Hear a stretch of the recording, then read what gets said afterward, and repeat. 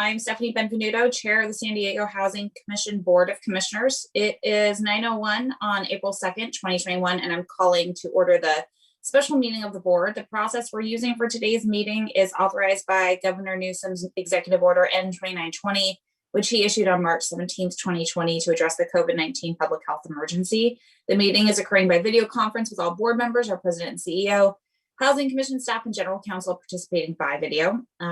For the record, I will ask each board member to indicate their presence as I say their name. Vice Chair Klumpner.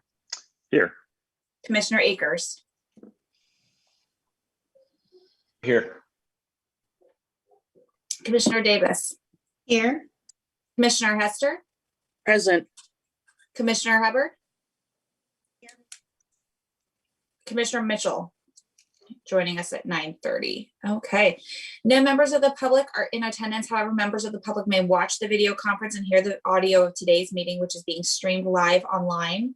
The agenda for today's meeting included a link to the website of the San Diego Housing Commission Board of Commissioners, where the public can access the live streaming for today's meeting. The public has been provided with an alternative opportunity to provide comments to the board through an online comment form and a toll-free number. A link to the online comment form was included on the agenda for today's meeting, which was posted on the San Diego Housing Commission's website, www.sdhc.org, on Thursday, March 25th, 2021. The agenda and the public comment form explained that comments about items on the agenda will be read into the record if they were submitted by 4 p.m. yesterday, Thursday, April 1st, 2021. Non-agenda public comments submitted by 8 o'clock this morning will be read into the record. In addition, members of the public who wish to speak on an item may call the toll-free number that is included on the agenda. Members of the public should monitor the meeting through the live video streaming available through the Housing Commission's website, www.sdhc.org. Again, today's agenda includes a link to the website for this board where the public can access the live streaming for today's meeting. Members of the public should call the toll-free phone number only when the item they wish to comment on is introduced. Thank you.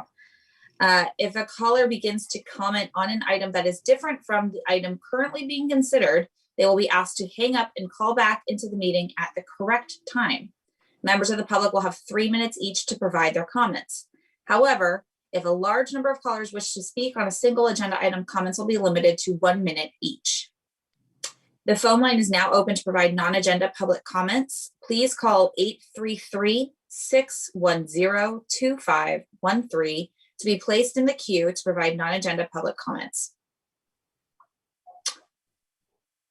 This is the time when members of the public may provide comments to the Housing Commission Board about topics that are not on today's agenda, but involve a subject within the Housing Commission's area of responsibility. The Housing Commission cannot take action on non-agenda public comments. The number again is 833-610-2513. We did not receive any non-agenda public comments submitted for today's meeting in writing. And our Vice President of Communications, Scott Marshall, is monitoring the queue. Do we have any callers at this time? Excuse me, we do not have any callers in the queue at the moment. I set a timer when the number was first started to allow for 1.5 minutes for callers to call in. We have about 30 seconds left on that timer before the public comment period would close. Thank you. So we'll wait for that clock to run out. We have about 20 seconds now and no callers yet.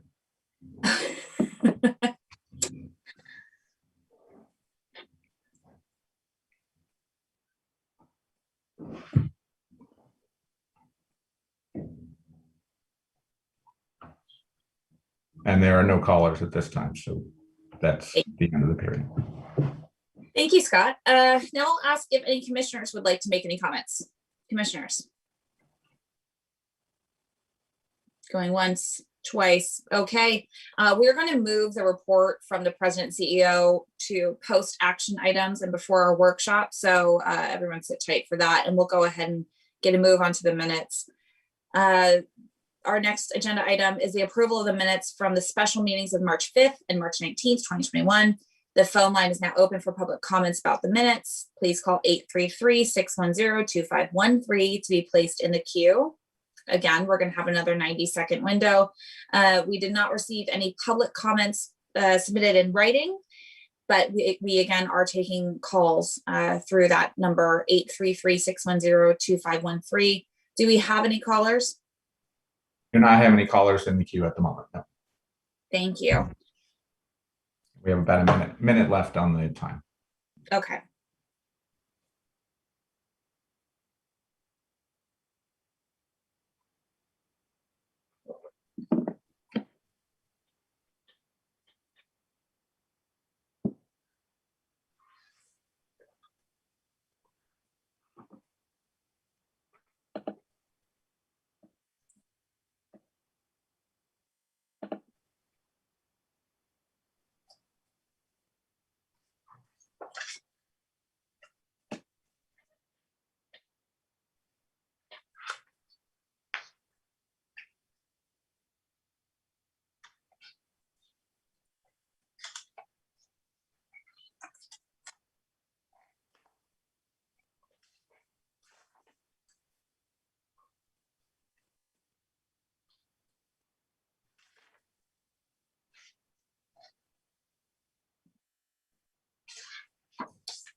That concludes the minute and a half, and we do not have any callers for the minutes.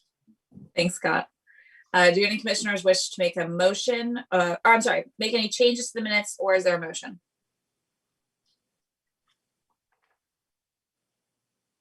Move to approve. I apologize. I couldn't get to my mute quick enough. There's a typo on the name of AFSCME, AFSCME, just a spelling correction. Very minor. Thank you, Commissioner Hester. So we have a motion. Is there a second? I'll second the motion. Thank you. Okay, and we'll go ahead and call the vote. Vice Chair Klumpner, Aye. Commissioner Akers, Aye. Commissioner Davis, Aye. Commissioner Hubbard, Aye. and Commissioner Mitchell's not with us yet. I'll add my name. Oh, hello, Commissioner Mitchell. He is with us. I can see you. I feel like a dummy now. Well, I'll add my vote in favor. Motion carries unanimously. Thank you, everybody. We do not have a consent agenda for today's meeting, so we will go ahead and proceed with our action items. The PowerPoint presentations were emailed to the commissioners yesterday, April 1st, and are posted on the Housing Commission's website. Item 100 is our first item, the proposed fiscal year 2022 City of San Diego Affordable Housing Fund Annual Plan. The phone line is now open for public comments about item 100. Please call 833-610-2513 to be placed in the queue. We did not receive any written public comments. Again, the number to call is 833-610-2513, and we will take public comments after the staff presentation. The Housing Commission's Senior Vice President and Chief Financial Officer, Tracy McDermott, will present this item. Thank Tracy, you. whenever you're ready. I'm ready. Slide 1, please. Good morning, Chair Benevenuto, Vice Chair Klumpner, and Commissioners. I'm Tracy McDermott, Chief Financial Officer. This morning, I'm presenting to you the proposed fiscal year 2022 Affordable Housing Fund Annual Plan. Next slide, please. The City of San Diego's Affordable Housing Fund was created in 2003 and is composed of 2 funding sources. First, the Housing Trust Fund was established in 1990. It consists of revenue from housing impact fees on commercial development and loan repayments.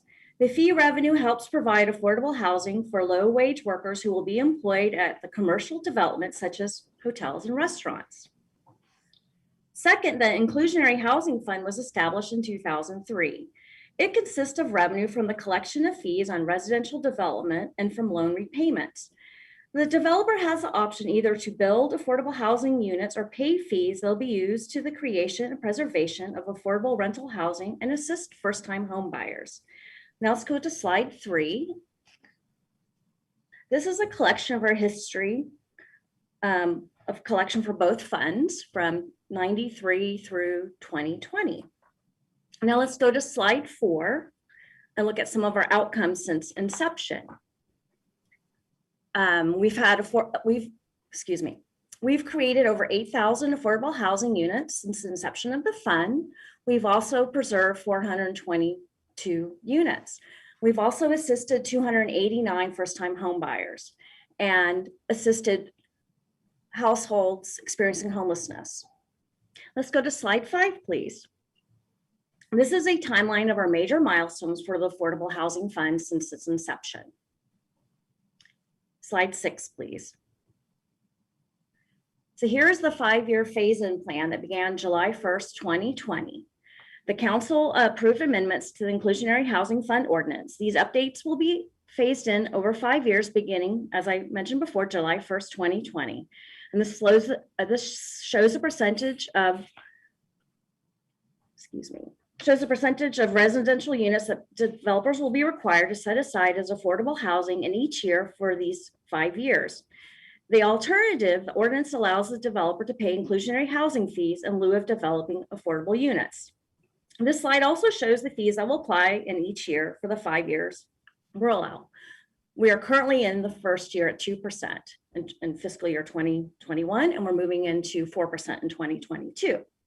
So let's go to slide 7. Our affordable housing funds may be allocated to programs identified in the list of model programs. However, funds are not required to be allocated to all of the model programs. The changes to the model programs for fiscal year 2022, including adding the Housing Homelessness Response Center, which helps individuals and families who are experiencing homelessness obtain and maintain permanent housing. The proposed allocation model programs were presented to 3 community planning groups in January and February, as well as 2 citywide meetings in February. Now let's move on to slide 8 and look at our current model programs. We have rental housing finance, home ownership, and homelessness activities. Slide 9, please. This shows some examples of our affordable housing units that closed or had grand openings in calendar year 2020. Now let's go on to slide 10. We'll talk about our projected funding for the fiscal year 2022 Affordable Housing Fund plan. We anticipate close to $64 million in fiscal year 2022. This is composed of $7 million of new collections and loan repayments, as well as a fund balance of close to $57 million. Now, this fund balance consists primarily of funds committed in previous years that have not been expended, such as loans to developments that are under construction. Now, let's move on to slide 11. This is our projected funding in a pie graph. It's you can see 89% of our fund balance is funding available. And as I mentioned before, it's committed to rental housing finance activities. Let's go to our projected allocations on slide 12. The pie graph shows the proposed allocations of the fiscal year 2022 Affordable Housing Plan. 84% is committed to rental housing finance activities, such as gap financing for affordable rental housing production. Now let's move on to slide 13. A little more detail, the description of the programs to which the funds will be allocated in fiscal year 2022. Our gap financing, again, we have $50 million allocated to that, as well as a portion for companion unit loans, home ownership, $500,000. Please note, we do have other funds dedicated in our agency-wide fiscal 22 budget. And we also have earmarked some monies for a homeless housing initiative.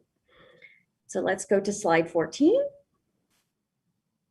With the proposed allocations of funds for fiscal year 2022, all program dollars are allocated for the Affordable Housing Fund, with about $3.6 million of administrative funding remaining to be committed or to be used in future years. So if we can move to the next slide. Today, I'm asking the board to recommend that the City Council approve the Affordable Housing Fund annual plan activity allocation of $60.2 million and the model programs, and authorize the President and Chief Executive Officer to allocate funds among the model programs in response to market demands and opportunities. And this concludes the presentation, and the program staff and I are available to answer questions. Thank you. Thank you, Tracy. Commissioners, do we have any questions or comments? I'll go ahead and ask one. Tracy, it said that there was $0 expected for loan repayment for from the Housing Trust Fund. Can you talk a little bit about that? That's Housing Trust Fund Other. If you remember last year, we brought an action item to release the old ordinance so we could use those funds for other purposes. We actually use those in the Hillcrest acquisition so that we don't expect any more of those funds. Gotcha. Thank you. And Commissioner Mitchell, you've got your hand up. I have a question. Can you go back to slide 3? When you look at all of the money that's come in on the in lieu, I think this is part of the perception problems that we're going to have around the discussion on housing. You look at the numbers on inclusionary, and it shows that you know in FY17 alone, fiscal year, we brought in 25 million, 18.7 and 18. You know, you're seeing large amounts from 15 to 18, and I think for context, can you explain? You put the next one of the following slides you put up that we built 4,000 units. Should we be getting more out of the inclusionary fee funding? And what's the transparency on this? I've always found this fund to be mysterious and problematic because I don't think that we explain it well enough. And I think it's logical that people would say, well, man, you collected literally 55, almost 85, almost $75 million, maybe, you know, in over a 4-year span. And you were only able to build, and how many units did you build from 15 to 19?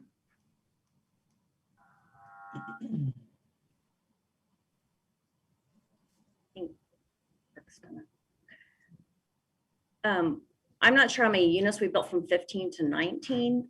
Colin, do you have that information? We can pull that up. I mean, to give some context, and the inclusionary fees, some of that's used for rental housing, for multifamily housing finance. And so these funds are going to be going out in our NOFAs. And when the funds go out in the NOFA, we're usually the first money that goes into a deal. And then developers use our funds to leverage other funding applications to the city, like Civic, well, what used to be Civic San Diego, or to the state. So I think there may be a little bit of a delay between when the money is being collected and when you're seeing the units created. I haven't memorized that number yet, but we can provide the number of units created for you, Commissioner. Yeah, Mitchell. Colin, I appreciate that. I think that, as I said, 2 meetings ago, we have to do a better job as an organization of defining what's happening in this space. I mean, everybody's talking about housing and homelessness and where people are living and the struggle and the cost of living. And for the first time, we're seeing net migration out larger than in, especially amongst the young population. And I think that inclusionary fees, while I'm not opposed to the fact that the program's set up, I'm really stressed by the fact that we don't do a better job of saying what is the outcome of these monies and really painting a better picture of, yes, somebody's avoiding building units, but they're giving the money to they're writing a check to the city, and that check is turning into something. It's turning into something that is robust and tangible. And so I guess I'd ask if the staff could come back at the next meeting and tell us, from 13 to 19, you saw a significant amount of money come in. What is the plan for all that money, and how many, and more importantly, how many units is that going to lead to? And Mr. Mitchell, this is making sure I've got my mute off. Yes, this is Rick Gentry. We'll put together that report for you, and let me ask if you would help us with it over the next 30 days or so. What we'd like to do, this has always been an issue of transparency and communications. Mm-hmm. And there is more like accrual accounting than cash accounting, if you will. It's a metaphor here. And I think that what we'd like to do is show that the units produced are lagging in fees received, and that there's no 1-for-1 in any 1 or 2 or 3 year time period. But we can show over the lifetime of this program, or at least going back to the 13 years I've been here, to show monies received and units produced. We can show why it's worth waiting a while because we leverage our money so well. And I think your comments are well taken. We'll produce something by the next board meeting and do a full report to the board. And just ask for your help in the meantime as we put it together to make sure it satisfies what you're hearing in the community. You know, I appreciate that, Rick. I will definitely help. I think that, you know, again, you know, one of the things I want the staff to realize is that you guys are doing a brilliant job in a tough situation, you know, on a regular basis. I think that you're trying to get people off the streets and get them into homes. You know, our problem is, in my opinion, as an agency, is that nobody really can tell you specifically. I can pull 1,000 people tomorrow and say, hey, how much good did the Housing Commission create, right? And so this slide itself says, oh wow, city took in a bunch of money, and how many lives did that improve as far as it relates to units and people being put into homes and or a rental system? And so you know, it's like I said, and I appreciate the fact that you guys are always going to tell us where we're starting the year as far as the number of units. We were in a conversation yesterday in a meeting, and I said, well, the Housing Commission is going to do a much better job of saying, how many restricted units are we controlling going forward, right? And that number should be growing every year. We're approving some amazing projects, right, that people are gonna be able to live in and have restricted rents for 50 years. And I asked someone, does anybody know how many units we have under the Housing Commission umbrella that are restricted? And it was a developer.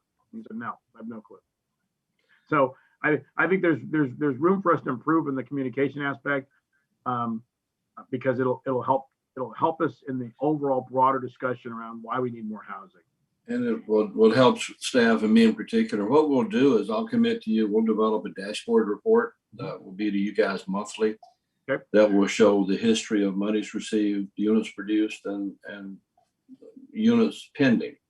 And I think you've got to look at it as a moving vector instead of a fixed number, and it'll help us as well. And the quality, I think, is apparent, but we just need to show the correlation of the numbers better. No, I agree. I think the work's happening. We just have to do a better job of showing the numbers. And I would, the only thing I add is Mr. Gentry, is I think that as we look at the number of restricted rent units, that is a big number that we have to promote, right? Because yes, sir. That's the number that sends the message that, you know, we have X amount where people can go, and it's a fixed rent, and those units are tied up for 50 years. But how many units do we have, and is that number growing annually? Absolutely, we can do that. Okay, thank you. I can also offer our annual report for fiscal year 20 that will give you results as well through 20. We also have to produce actuals. I can have that forwarded to you as well. Okay, thank you very much. I appreciate that. Any other commissioner questions, comments? I had a quick question regarding the slide that we were on when you were showing the kind of herky-jerky nature of some of these funds, which is a function of where we are, you know, in the market and the economy and all that. But I'm curious if there's any sort of forecasting or tools that the staff is leveraging to try to get their arms around a predictive model here. You couldn't have anticipated COVID, but, you know, we're hearing from the market rate developers pretty frequently about where they stand in San Diego, and for better or worse, you know, and then from the commercial side, there's some uncertainty. So how, if at all, are we trying to think about planning for the future and anticipating what's coming? I can say for fiscal year 21, what we've seen so far as a result of the fee structure that developers are building versus in lieu fees. So first quarter 21, we received 6.6 million of inclusionary. For second quarter, we received 600,000. And Colin and Emily's shop they've been in close contact with the city, and they can confirm that there's building versus paying. Because 2% less than $15.81 per square foot. I think we have two interrelated but very different vectors that would give us some indication. One would be the market itself, and that of both residential development and commercial development for the two different fees. And speculation on the future for those, we could do it, but I think it'd be as much guesswork as it would be predictive. The other one is developers have a choice between, as Tracy just said, putting it on site and paying the fee. And as an agency of government, we're agnostic about that. And I think the city's tried to be as well, except in certain designated areas, like the area north of the 8th, the new urbanizing area up there, where the council some years ago required it to be on site as a matter of approval. So a lot of different moving pieces here, and it tends to lag the economy a bit. Makes sense. Okay, commissioners, any other questions? Commissioner Akers. Thank you, and thank you for the report. Good morning, everyone. I'm wondering if by principle or policy, if is the goal for either of these funds to get them to zero at any point? And I'm wondering, to Mitch's point, I think that sitting on $50 million, although that's even I know that we're not exactly sitting on these dollars, right? They're but I mean, by perception wise, I know that they're very active funds. And I guess what I'm thinking in my head is about the university's endowment, for example. And it's just kind of something that I know, where we're trying to build funds that can perpetuate themselves for years and years. And this is just genuinely a question about whether or not we want to expend these dollars as fast as we possibly can. And I know that's an effort itself, or if we have the flexibility or desire to get them to a point where we're spinning off 4 or 5% of $100 million for long-term gains and projects. I would certainly hope that we did not get to zero, because what that would mean is that the program is dead and producing nothing. Let me, if I could, Madam Chair, spend just a couple of minutes briefly describing the program. Most people think of government as simply money in, money out. If you've got some left over, hopefully you've got a reserve, otherwise a deficit to make up somewhere. And that's not the way real estate development works, at least not the way we set this program up back in the 1990s, as amended in 2003 when the Inclusionary program came along. What we do is that fees are paid and recognized and then paid. And then we promise money to a developer if the developer can put other funding together.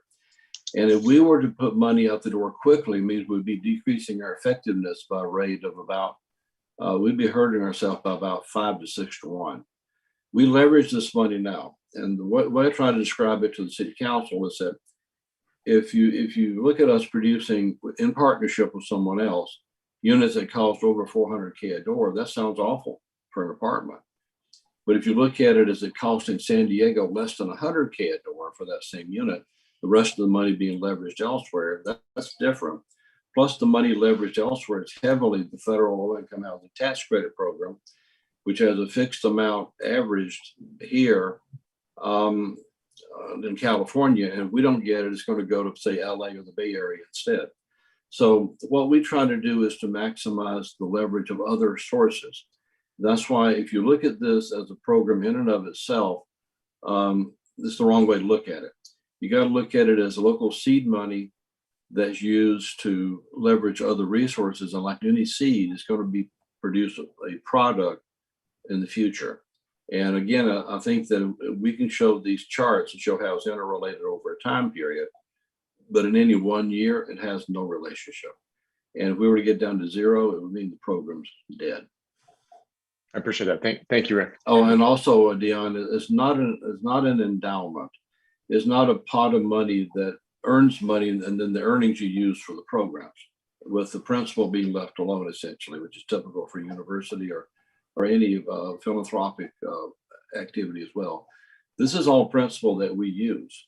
We don't use it to earn fees to use the fees. We use all of this money, but it's used over a period of time to leverage other monies. I appreciate it. Thank you, Rick. Okay, folks. Any final questions, comments, a motion? I move to approve. Thank you, Commissioner Akers. Do we have a second? Second. Seconded by Commissioner Davis. Thank you. Go ahead and call the vote. Vice Chair Klumpner. Aye. Commissioner Akers. Aye. Commissioner Davis. Aye. Commissioner Hubbard. You're skipping me, Stephanie. Oh, for whatever reason, I had you as not attending. Sorry, I have my little note. Commissioner Hester. I am very present, Ms. I am Madam so Chair. sorry. Commissioner Hubbard.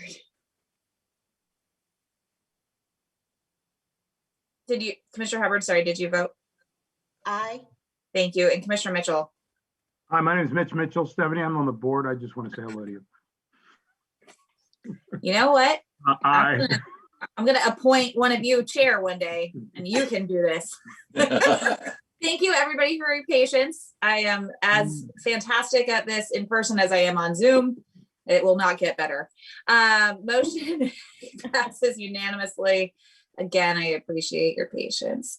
Our next item is 101, the Preliminary Bond Authorization and Tax Equity and Fiscal Responsibility Act, or TEFRA, public hearing for Epoca Apartments. You've said this to me, and now I'm self-conscious and I can't. Epoca? The TEFRA public hearing is now open. The phone line is now open for public comments about item 101 regarding the project. Please call 833-610-2513 to be placed in the queue. We did not receive any written public comments. And again, the number is 833-610-2513. We will take public comments after the staff presentation if there are any. And we will be hearing from Vice President of Multifamily Housing Finance, Colin Miller. Colin, whenever you're ready. Thank you. Good morning, Chair Benvenuto and Commissioners. The preliminary bond approvals before the board today are the first items to be heard since the Board and Housing Authority approved the bond policy update. This allows the Housing Commission Board to hold a TEFRA hearing and issue a bond inducement resolution. As a result, in addition to hearing the items, the board will also hold a TEFRA hearing for each item, as you already mentioned.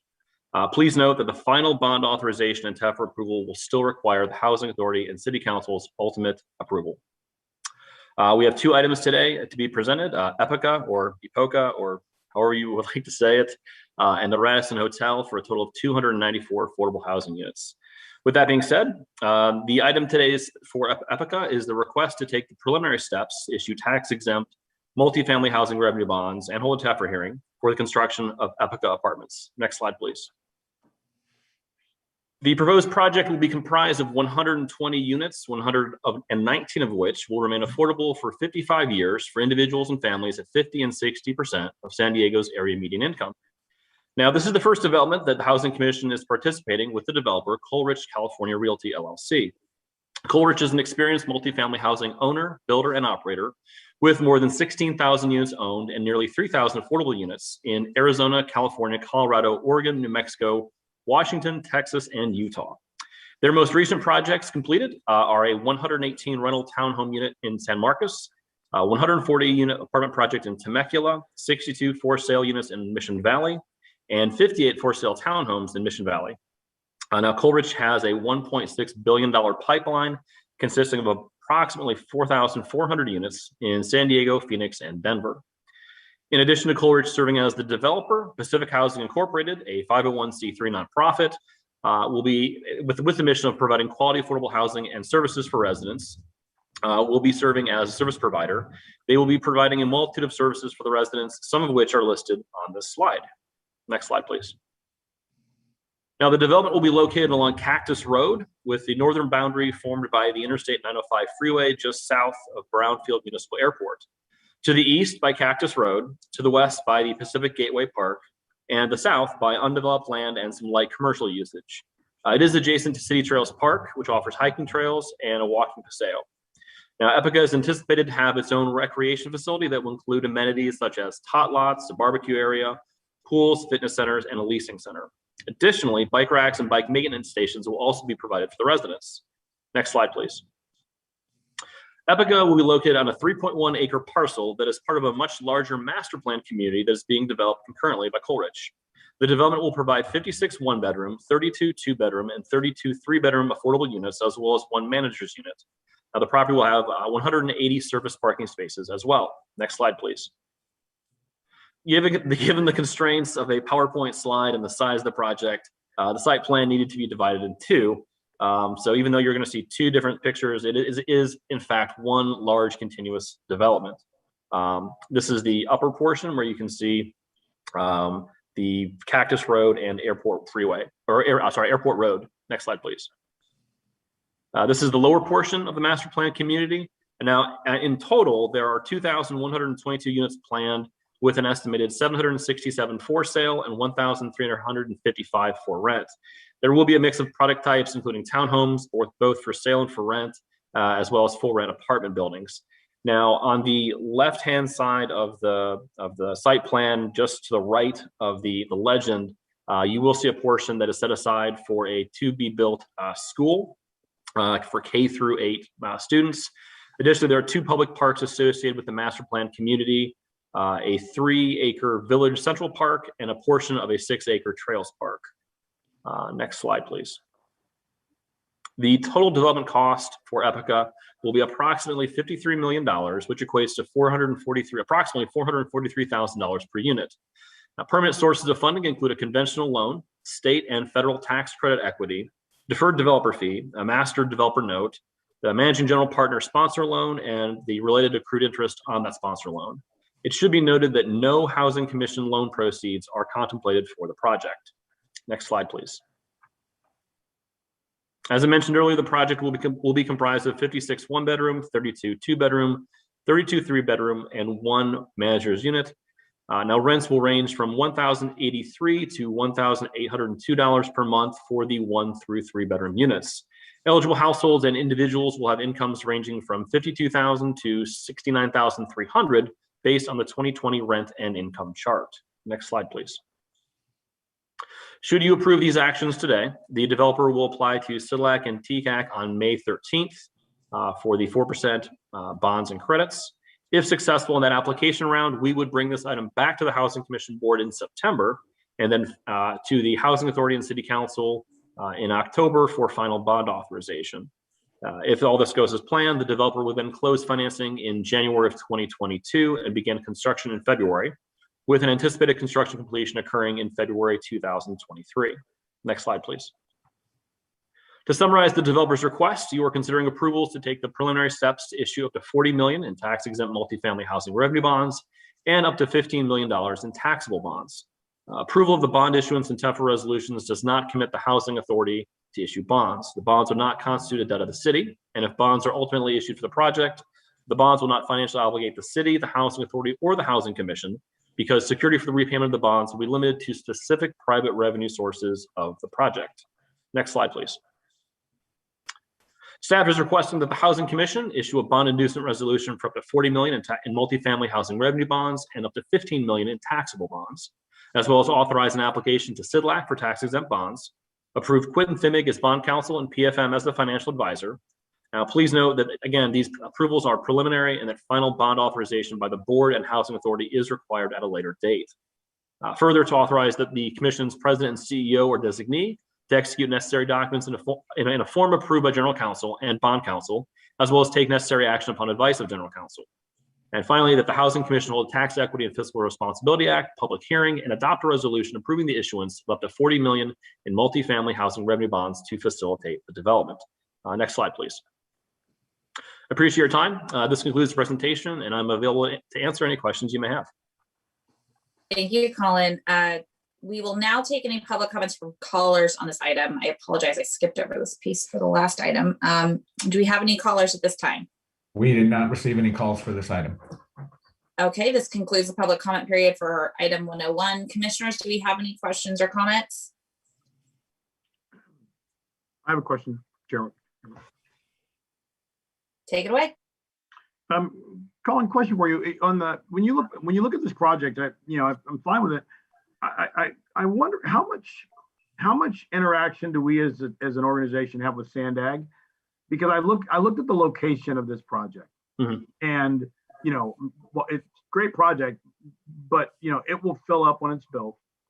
And how will people commute to the job centers from this location? I mean, do we spend a lot of time with Sandag when we're looking at projects like this and when they're being built? Yeah, so to answer your question directly, no, we did not reach out to Sandag directly. Now, this project is located just south of the 905, and so there, and to the west of the project, there is we can pull the map. Oh, great. So if you look at the map, the specific Gateway Park, there's a lot going on there as far as job opportunities as well. So for folks who may, or the future residents of this project may find job opportunities a very short distance from where they live. However, if they are commuting, they have access to the 905, the 805, and the 125. So getting to their jobs, if they're not, very close to their residence, should be relatively easy. Now, we don't have any any interaction with Sandag, and Sandag has no interaction with us as far as the bonds are concerned.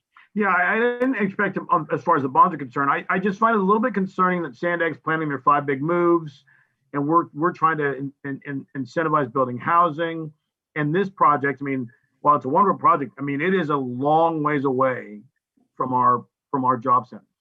And everybody's talking about, they're looking at vehicle miles traveled initiatives, and there's a little bit of a clash here. And I wonder, Mr. Gentry, should Sandag, should there be some interaction as we look at where we're building projects? I mean, this is the first one I've seen that's this far away. And it just seems like the two agencies should have a conversation at least once a year about what's happening, because the 5 big moves aren't going to help the people that move into this wonderful project. And there, yes, sir, you're right. There's a third actor, and that is city planning.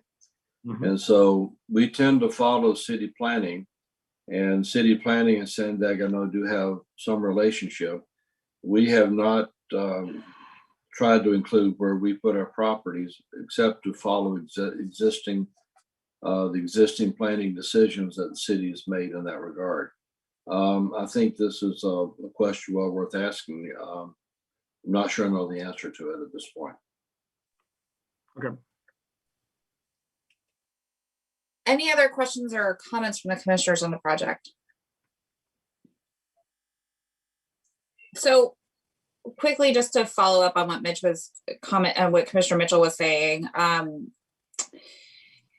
with regard to planning along major transit lines or future transit lines, that may be something that we prioritize. I would anticipate that it's going to be required by legislation at some point anyway, given the sort of tendency. But I think that Commissioner Mitchell's comments are hitting at a really opportune time, and that there may be some nexus for that. So, but we can take a motion if there is one. Well, I'll make a motion to approve. Okay. Do you have a second? Second that. Seconded by Second that. Commissioner Davis got there first, I believe. Go ahead and do a vote. Vice Chair Kleppner. Aye. Commissioner Akers. Aye. Commissioner Davis. Aye. Commissioner Hester. Aye. Commissioner Hubbard. Aye. And Commissioner Mitchell. Aye. Thank you, everybody. I will add my vote in favor as well. Motion carries unanimously. Our next item is 102, the Radisson Hotel Affordable Housing Loan Recommendation, Preliminary Bond Authorization and Tax Equity Fiscal Responsibility Act hearing. The TEFRA public hearing is now open. The phone line is open for public comments about item 102 regarding the Radisson Hotel Affordable Housing. And that number is 833-610-2513 to be placed in the queue. We did not receive any written public comments. But again, that number is 833-610-2513. We will take public comments after the staff presentation. Director of Multifamily Loan Underwriting, Jennifer Kruder, will be presenting this item, and you can begin whenever you're ready. All right. Good morning, Chair Benvenuto and Commissioners. I'm Jennifer Kruder, Director of Multifamily Housing Finance. The item before you today is a request to take the initial steps to issue the tax-exempt multifamily housing revenue bonds, hold a TEFRA hearing, and approve a $4.5 million residual receipts loan for the acquisition and rehabilitation of the Rancho Bernardo Radisson Hotel conversion. Next slide, please. The Rancho Bernardo Hotel conversion is the proposed acquisition and rehabilitation of a 178-unit project, which is made up of 175 affordable units and 3 unrestricted managers units. The project is located at 11520 West Bernardo Court in the Rancho Bernardo Community Planning Group, Council District 5. The proposed project's 175 affordable units will be studios and serve seniors aged 55 and older. All the affordable units will remain affordable at 40 to 60% of area median income for 55 years. The developer, Affirmed Housing Group, applied for and received a preliminary award of a loan of up to $4.5 million for the development. In addition to the loan funds, they were also awarded 44 federal project-based vouchers for the development. San Ysidro Health and Engage will provide services for all tenants. Next slide, please. This slide shows the site map of the development. The site is located at 11520 West Bernardo Court in Council District 5. Next slide, please. The total development cost of the project will be $49.7 million, which equates to a per unit cost of approximately $279,000. Notable sources of funding include a permanent loan, loans from the Housing Commission and Federal Home Loan Bank's Affordable Housing Program, working capital, tax credits, and a deferred developer fee. Next slide, please. Units will be restricted at 40 to 60% of area median income for 55 years. Rental range from $1,011 to $1,213 per month, and the 44 units that will have a federal voucher will have maximum gross rents of $1,453 per month.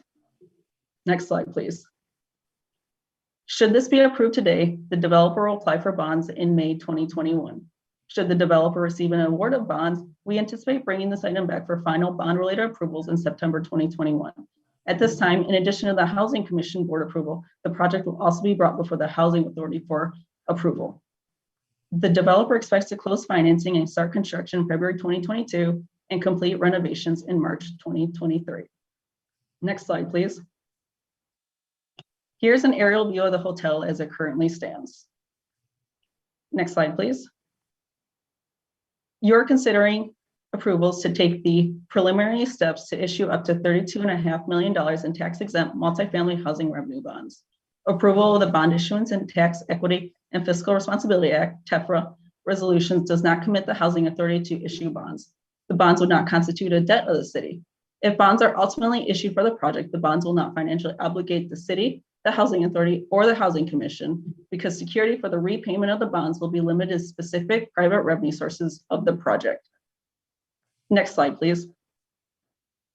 Staff requests that the Housing Commission approve a proposed residual receipts loan up to $4.5 million to a to-be-formed California limited partnership to finance the acquisition and rehabilitation of Rancho Bernardo Radisson Hotel conversion located at 11520 West Bernardo Court, which will consist of 175 units that will remain affordable for 55 years for low-income seniors and 3 unrestricted managers units. Next slide, please. Authorize SDHC's president and CEO or designee to execute necessary documents in a form approved by general counsel to take necessary actions upon advice of general counsel, to adjust financing terms provided that the proposed $4.5 million maximum SDHC loan may not increase, to substitute approved funding sources with any other available funds as deemed appropriate, contingent upon budget availability. Next slide, please. Approve the initial steps to issue up to $32.5 million in tax-exempt multifamily housing revenue bonds, including issue a bond inducement resolution, authorize a bond allocation application to the California Debt Limit Allocation Committee, CDLAC, for the tax-exempt bonds, approve Oric, Harrington, and Sutcliffe LLP as bond counsel and Ross Financial as financial advisor. Authorize SDHC's president and CEO or designee to execute necessary documents in a form approved by general counsel and bond counsel and take necessary actions upon advice of general counsel and or bond counsel. And lastly, hold a Tax Equity and Fiscal Responsibility Act, TEFRA, public hearing and adopt a resolution approving the issuance of tax-exempt multifamily housing revenue bonds in an amount up to $32.5 million to facilitate the development. Next slide, please. This concludes the presentation. I'm happy to answer any questions you might have. Thank you. Thank you, Jennifer. Do we have any public comments from callers on this item? We did not receive any calls on this item. Great. This concludes the public comment period for item 102. Commissioners, do you have any questions or comments? Yes, could I ask a question? Absolutely. Everyone's probably familiar with this, but I'm not. Could you explain to me, there's over $2 million in soft costs. What does that entail? The soft costs would entail legal costs and contingencies as well as overhead type of cost. Okay. Thank you. Thank you, Commissioner Davis. Other questions? I noticed that San Ysidro Health is going to be providing services on site. This is me being totally geographically unkind. San Ysidro seems far away. Is that? And I'm also just not familiar with that organization. Don, it's San Ysidro. It's not that. It's just by the 905. It's okay. So they will be. Is that a providing- flight? Is it the Southwest? The Southwest fly there? Is that? I mean, you take the Border X crossing. That's a flight from Rodriguez back up to Rancho Bernardo. It's fairly simple. Thank you. Well, perhaps a tour, Commissioner Mitchell. Will Yes. soon. And Madam Chair, this is Gentry. Just to put this in context with the previous questions about how the money works. If you notice, for us to make this commitment, we have to have the money in hand. We cannot commit. The money in hand came from last year, from the year 2020. This property won't be completed under best case scenarios until 2023. So you've got about a 3-year lag when the money is there to be used. And if this property does not get its other subsidies, it probably will, given who this developer is and the quality of this property. But if it does not, then after 2 shots at tax credit allocations in Sacramento, it goes back and gets assigned to somebody else. So it could be more than 3 years, could be 4. Although most of what we assign gets done because we're careful about who we assign the money to. But that's a good indication of how the money is lagging, and that the commitment is a prior indicator. And if we did not have the money committed, then they would not be able to go ahead and contract all this other funding, because the way the programs are set up, it requires local matches for a lot of this money to get the larger amounts in the door. So I just wanted to point that out, that this is a good example of how the money is lagging, but it's not sitting there unused. It's in the reserves, because we have to call it reserves in order to get a clean audit. You have to call your money certain things, but you don't get a clean audit. But it's not excess money, and it's not profits, if you will. It's a program reserves targeted for a particular property, which gives us a great leverage factor. Madam Chair. Oh, go for it, Commissioner Hester. I just want to say I'm really excited about this project. It's in Rancho Bernardo. The North County is getting its set of affordable housing, particularly for seniors. So good job. Thank you. We're very pleased. We got 2 today for you, way far from the Interstate 8, and I think it's a fair share of distribution that's apparent today. Madam Chair, I want to follow up on what Commissioner Akers asked about the San Ysidro Health longtime organization, Commissioner Akers. But I did have that same question. Mr. Gentry, it's surprising to see them go to North County, and obviously it's for seniors. What's the process? I mean, they bid for this and said we would like it, and they were selected. Are we seeing that sort of focus by all organizations from around the region, and they'll go wherever there is an opportunity? I'm going to ask Mr. Miller to address it with this one specifically, but generally we don't procure partners for a general partner that comes into us. We deal with who they put together as their team. Okay. So Colin, do you know how Jim Silverwood and the firm put this particular team together?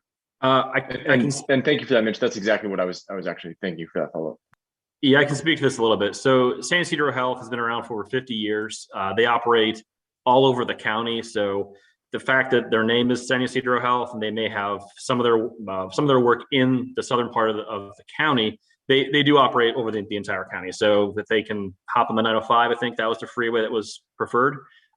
They definitely have a lot of experience over 5 decades of providing services. Plus, they're also working with Engage, who's providing additional services to the property. To the question of how a firm is selecting, Usually that's a negotiation between the developer and the social service provider. And one of the things we see is just there may be bandwidth issues. And so, you're seeing someone who may not normally work in North County, but given the number of projects that we have, there may be that may have been part of their reason to reach out to them. But I can tell you they have over 42 sites across the county. So I think a firm knows what they're doing and wouldn't partner with someone who couldn't get the job done. True. And a firm does have a great reputation. So thank you for that, Colin. Chairwoman, just one more question. And this goes back to my original question about, the interaction with Sandig. It's interesting enough, last year, a year and a half ago, I was in a meeting with a city council person who tried to tell me that there weren't any homeless issues in District 5. I was somewhat shocked by that statement, and as was the people in the meeting. But I think that this project, I will agree with Commissioner Hester. It's great to see this project go into Rancho Bernardo. But I still wonder. I mean, is there something that we as an organization should be doing to signal to the affordable housing development community where you build is important? Because as the chairman knows, there's going to be a lot more anxiety and scrutiny around infill building, and access to moving people around is going to become really important. I think people kind of get confused. They see what's happening in UTC, and you see all these high rises being built next to the mall, next to the trolley station that is now in UTC. But that's not the case everywhere. And so, has the Housing Commission ever signaled to the development community, hey, listen, in North County, there are great opportunities along the Sprinter, for instance. And if you can find property and you can find hotels that are there, that'd be great, because we're still looking to add to our stock of restricted units that are supporting families and seniors. I mean, have we ever done anything that aggressive? Not that aggressive, no, but we have given indications that we want to see product produced north of the 8. That's been kind of the dividing line. I see Mr. Miller nodding his head. And Colin, I'll ask you in a more granular way how we communicate that to the developers. Absolutely. So Commissioner Mitchell, to answer your question. So, and to reiterate what Rick said, we do offer points for projects located north of the 8, but understanding that there's a housing crisis throughout the city and San Diego. What we do in our NOFA, and this Radisson hotel project came in through our most recent NOFA. In order to be competitive, we have a whole category of points category, and we award points to developments that are located near transit centers, that have access to, but also within certain employment. There's different employment categories. I apologize for blanking on the name of it, but we have a scoring system that if you're located within a quarter mile or half mile, or within certain, there's a tiered structure that is used for employment, tier 1, tier 2, tier 3 employment centers throughout the county. And if you're in a tier 1, you get a certain number of points. If you're in a tier 2 or tier 3, you get a different number of points. So we are actively encouraging developers to build housing where there are job centers and where there are transit centers. So it's not just a North County thing, but we do, in addition, offer points to being north of the 8. Yeah, that's fair. I will, you're going to continue to hear me say this over and over again. The burden that we have in this region is we did not plan the 15 very well from a transit standpoint at all, right? And so as we're looking I applaud this project, but it also makes me wonder. I mean, there's probably more opportunity along the 15, and the transit situation along the 15 isn't great. And so it's just something that this goes back to, and I think the chairman who spends a lot of time with Sandig would agree.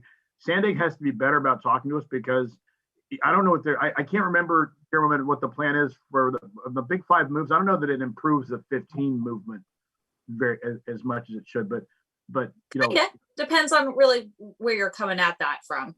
Well, if you're riding a bike, I mean, there's gonna be a great bike path. I just don't know that people are gonna, in the Rancho Bernardo project, they're gonna hop on a bike and ride down to various points in the city. So it's something I just think we have to take into consideration. We have a role to play in this as an organization, and I think we need to help Sandig think about how their focus impacts our focus.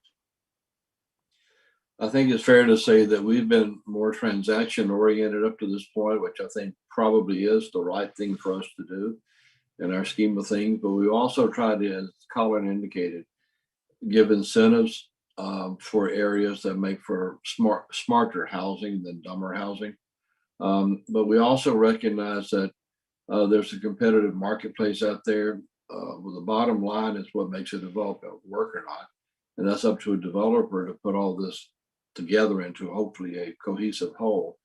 And so we put those factors out there. We deal with property at a time and basically make priority judgments based on the factors that Colin just indicated.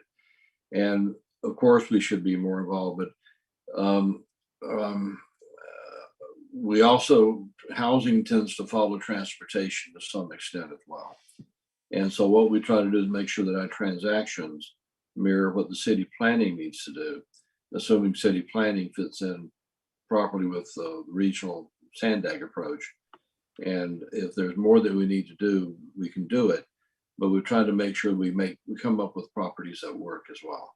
Yeah, and I understand. I'm going to differ with you a little bit. I think when we say housing follows transportation, the growth in along the 15, has been because that's where open property is, and the transportation is everybody's hopping in their car every day and driving either north or south. And so I get it. I'm not saying that we should. I'm not saying we shouldn't be transactional, focused on the number of units building.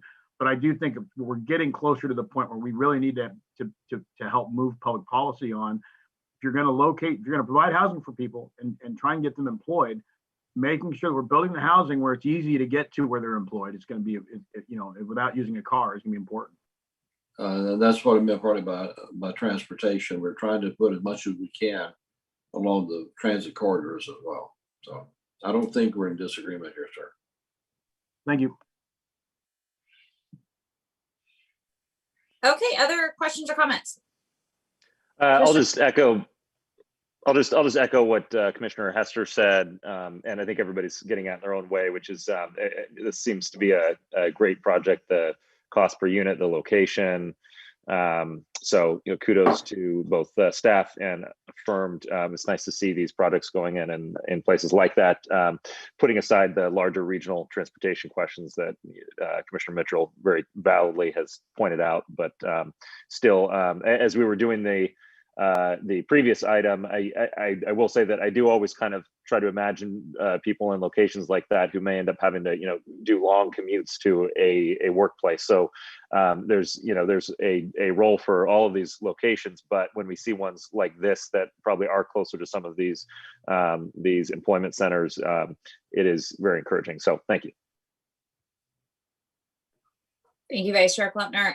Any other questions or comments? If I could, the $4 million in the Housing Commission loan, which is wonderful, good example of how the money is leveraged. I don't think I've ever asked this before, which is remiss on my part because I think I've been on this board for 4 years now or something. But how long does it take to get a loan like that paid back? So each project's going to be different. We look at, when we're doing our underwriting on these projects, we look at the cash flow, and everything it's an estimation. So we're looking at a 30 to 55 year cash flow, assuming that certain things hold steady, that the vacancy rate is 5%, that rents increase at 2%, and expenses increase at 3%. So what usually happens, so if you just look at a normal cash flow of the project, it's going to take quite a few years to get paid back. However, what we see in actual practice is that since these are tax credit deals, the tax credit period is about it's 15 to 16 years, depending on when the tax credits start getting delivered. I'm getting a little too far in the weeds, so I'll take a step back. What usually happens is that projects are refinanced in about year 16 or year 17. When that happens, our policy is that the Housing Commission loan be paid back in full. There have been a handful of situations. Grant Heights, I think 2 board meetings ago, was one of them where we agreed to roll our loan forward so the developer could get more points and be more competitive, and they actually did receive an allocation. But in general, we get repaid in full, usually year 15, 16, or 17. Thank you. Okay, so that's helping me to understand and better approach these discussions around that fund, right? Because it's to Commissioner Akers' comment about getting it to zero, there should be money coming back in too, since it's revolving. That's helpful. Thank you. And another question, the property is wonderful, the location's great. I was looking at the site photo though, and was struck by the just immense amount of asphalt that they have, which lucky them. When we consider these sites, does the developer ever have an opportunity to say, but I'm going to take this chunk of the parking lot and turn it into something? I mean, even small community serving retail, or what sort of flexibility do they have? Or is that purely just in their own private transaction where they're buying? So that is part of the transaction. In this particular, we can speak to this project since it's tangible. This is an existing hotel that has a lot of amenities. And so the property itself, if this were maybe a different property, there may be reasons for a developer to build amenities that they would need to be competitive when going after tax credits. In the case of this project, it has, it has what would be normally where the guests check in and offices that will now be converted into social service space.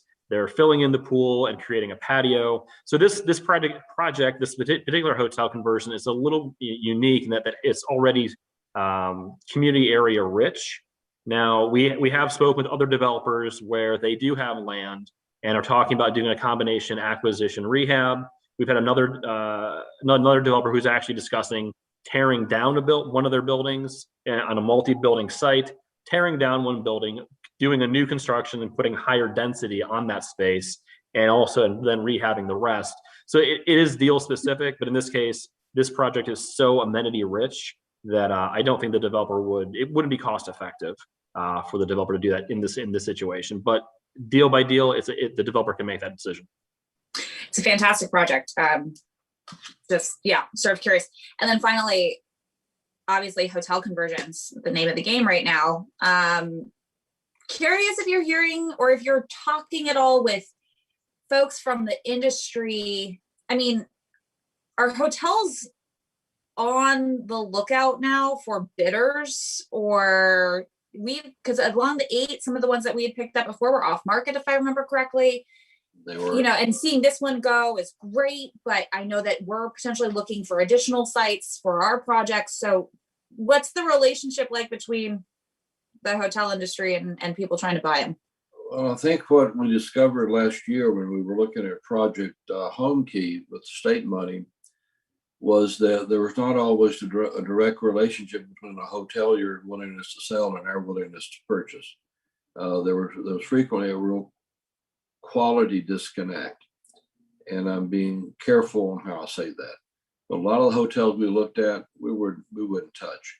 And some of the ones that are going to be available are available not because they're currently on the market, but because there's a relationship struck. Now, what we're expecting another round of funding in Project Home Key after July the 1st. It's not a done deal yet, but I understand it's working through the General Assembly. The governor wants it, the state budget's in good shape, so I'm assuming it's going to happen. And we are looking to expand our brokerage relationships going forward. We're looking to do an RFQ later this month, looking for additional outreach there. And also, Madam Chair, as indicated to you and the Vice Chair earlier this week at our briefing on this meeting, we're also going to to do an RFQ with developers to see what they can bring to us. This, and for Ryan and Mitch, who were involved in discussions with then Mayor Faulkner a year ago, this particular development was one that a firm surfaced about a year ago. And it didn't fit because, as you can see from this, it wasn't ready for use right away. It needed money put into it, needed some time. And so, but this has worked out well for them and us, because once this gets built, gets rehabbed and ready, it'll be another prime property. So, Madam Chair, I guess that's just a long-winded way of saying that we're going to be looking from a new, and we're hoping that there'll be product available to us, but I'm not sure that what we will get is on the listing for sale right now. Makes sense with the CDC guidance around travel, or Department of Public Health, whatever. It does sound as if the tourism industry is probably gearing up. So I would imagine that whatever interest there was in selling is probably going to decrease in the near future, but I'm looking forward to an update on how all that goes. All that said, this is a very positive project. Thank you for bringing it forward again. Kudos to Affirm and to staff. Thank you, commissioners, for really thoughtful questions here. Do we have a motion? Move to approve. Motion by Commissioner Davis, Second. second by Commissioner Hester. She got there first. I'll go ahead and call the vote. Vice Chair Klumpner, Aye. Commissioner Akers, Aye. Commissioner Davis, Aye. Commissioner Hester, Presente, aye. Commissioner Hubbard, Aye. and Commissioner Mitchell. Aye. I'll add my vote in favor. The motion carries unanimously. Our next item is 103, an informational workshop about the Housing Commission's proposed fiscal year 2022 budget. And, Madam Chair. Oh, if I I'm could sorry. just- The CEO's comments, please. We'll pause Uh, item 3. I threw you off today. I asked that this be diverted to make sure Mr. Mitchell was here to hear it as well. We've got 2 longish reports today I'd like to give to you. One is on the Housing Assistance Stability Program, and the other is on the Operation Shelter to Home. I'm going to ask Deputy CEO Davis, Jeff, if you would, to do the first report on the the Housing Assistance Stability Program, if you would, please. Sure. Good morning, commissioners. So more than 14,800 applications have been started since the application portal opened on March 15th. Approximately 6,700 of those are pending completion, and we have about 8,100 that have submitted completed applications. The reviewing and processing of the applications is ongoing, and we anticipate to disperse payments beginning here in April. We're going to continue to accept applications until we have sufficient applications to expend all our funding, subject, of course, to the state and federal deadlines later this year. City residents can apply at covidassistance.sdhc.org. We have more than $83 million available to provide assistance through this program, and we're continuing our efforts to raise awareness. To help guide tenants and landlords through the application process, we created instructional videos. These videos were created in-house by our talented communications team with very polished step-by-step instructions for how to apply for assistance. And they are available in English, Spanish, and Vietnamese.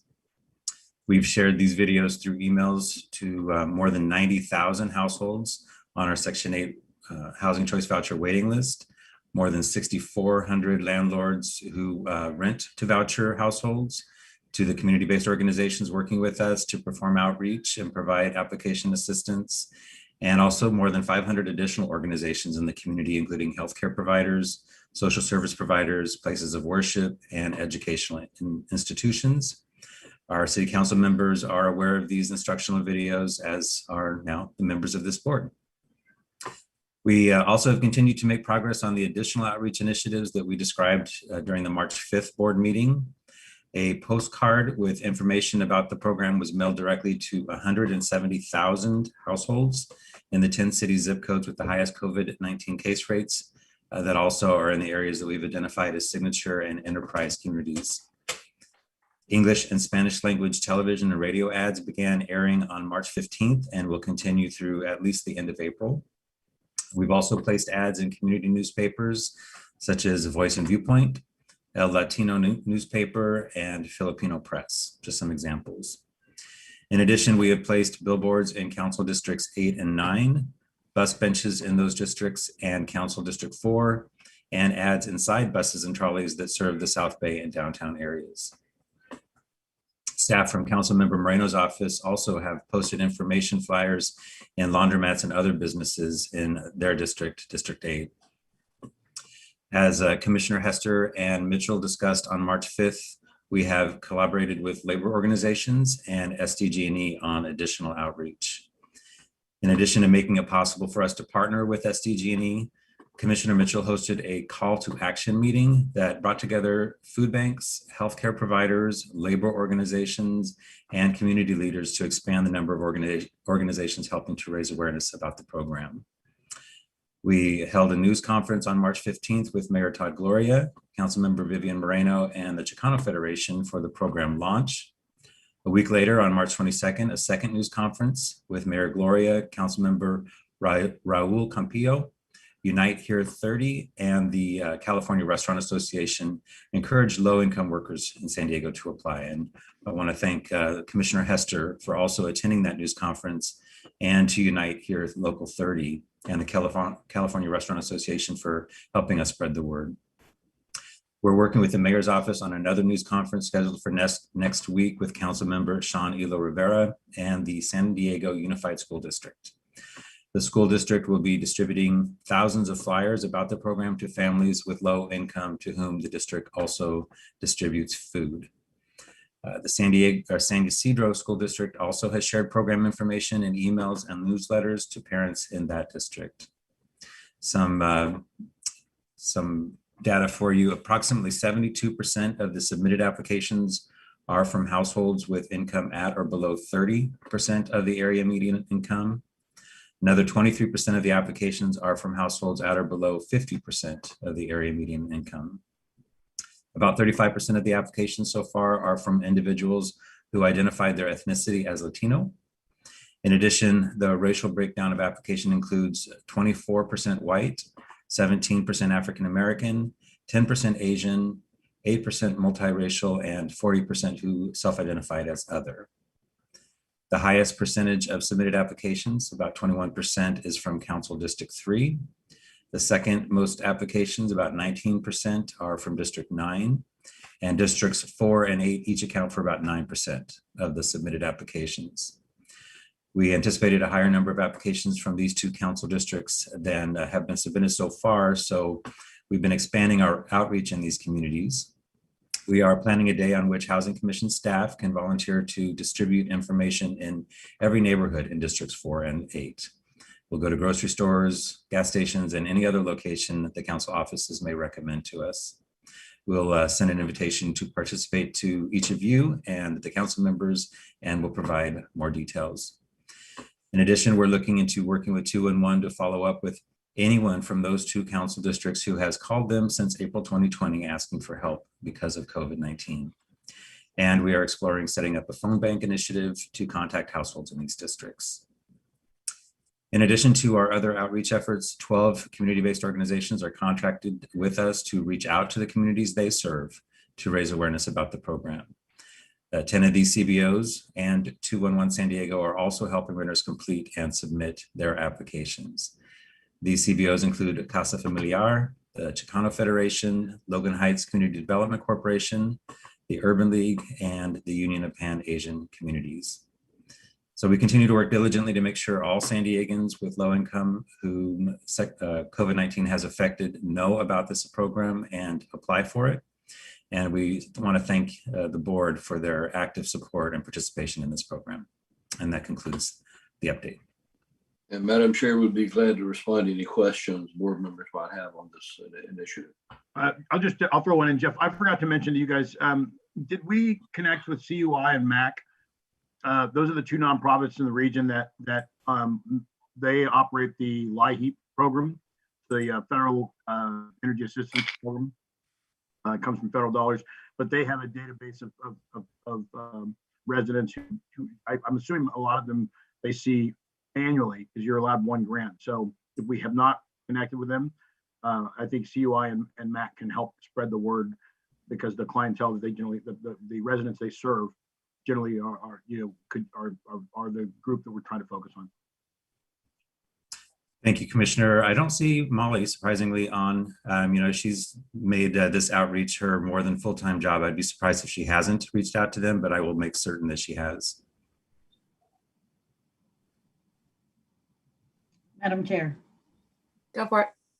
Just in addition to Jeff, thanks for the report. An additional 2,000 flyers have been sent to the Labor Council for distribution at the next food distribution sessions that we're going to be conducting. So there's more people. I am wondering though, 40% of applicants are identifying as other. I think to some extent there is value to identifying or a breakdown or capturing of that data, real data, what other means. I'm wondering if we have an opportunity to collect or, what others necessarily mean. Because even in the API, Asian American, Pacific Islander, actually it's Asian American, Native Hawaiian, Pacific Islander community, there's a disaggregation necessity because, we're not a monolith, right? Like we're not just one Asian group. So I wonder if there's an opportunity to capture that while we're still collecting data. Sorry, and then the other question I have, the other thing that I'm wondering about is sort of like beyond the publicity, the publication, the posting, the billboards, which is great. I think we're doing a real amazing job rolling this out. Identifying the other hurdles that in the past. So for instance, the other hurdles. So anyway, I'm gonna let you see if you can answer. So. Yeah, no, I appreciate that, Commissioner. And as far as the hurdles, that's where we're really relying our community-based organizations and having weekly communication with them to hear what they are experiencing with the clients that come to them for assistance. So we're continuing to tweak the program, tweak the access to the program based on those comments. As far as the other, we can certainly look into how that might be broken down further. My understanding is that that question is largely written in a standard sort of legal way. We have to offer our applicants the ability to select the other box if that's what they choose to select. But we can look into whether that can be broken down further. Yeah, even if we say other and then identify it, right? So they can say other because, they don't identify as Latinx or African-American or Asian. Sort of fill in the blank. Yeah, so I think there's a way to capture that. This is a problem we're having, Commissioner Hester, in the space, Dee and I, if you're of Persian descent, there's no box, right? And so you will often check other, or you'll check white. And so it's something that the federal government is lagging behind on fixing, and it's long overdue. And so I agree with you. It'd be nice to know a little bit more, about this space. But we welcome the questions and the suggestions. This is the first time in my career, which has been here for a while, where there's not been a severe shortage in resources to serve the eligible population. So that's one reason we're going the several extra miles here to try to do the outreach, because the resources are here. Now, ordinarily, the resources are not enough to take care of everybody's needs. So the process takes care of itself. This is unique and it's different. The first time I've ever seen this kind of situation. So the more ideas you all have, then we'd love to hear them. This is new territory. And Madam Chair, if there are no other questions on this subject, I don't mean to cut conversation off, but if there's nothing else, then I'd like to ask Lisa Jones, if she would please, to talk about the conclusion of the Operation Shelter to Home, that is use of the convention center, and kind of where we're sitting on that generally right now, Lisa, if you would please. Happy to. Thanks, Rick. Good morning, Chair Benvenuto and Commissioners. A year ago yesterday, the city repurposed the San Diego Convention Center to provide access to shelter and critical resources during the pandemic, including showers, laundry facilities, hand washing stations, and access to public health resources. This allowed us to create social distancing in our shelter system by moving many existing shelter residents into the convention center and to also open up additional beds to those experiencing unsheltered homelessness. In a time of significant impact to the region's workforce, this also allowed us to maximize available staffing and underpin shelter providers with staff and operational supports from the city, the Housing Commission, the county, and the Regional Task Force on the Homeless. There were 8 core objectives of this collaborative initiative that became known as Operation Shelter to Home. including preventing and mitigating the spread of COVID-19 by providing comprehensive on-site medical services to reduce the impact to local and regional resources, and facilitating a system-wide change in the homeless crisis response system through comprehensive exit strategies. During the past year, Operation Shelter to Home has provided shelter and services to 4,198 unique individuals. During that time, 14,699 COVID-19 tests were administered at the site, with only 256 positive test results, a rate of 1.7%.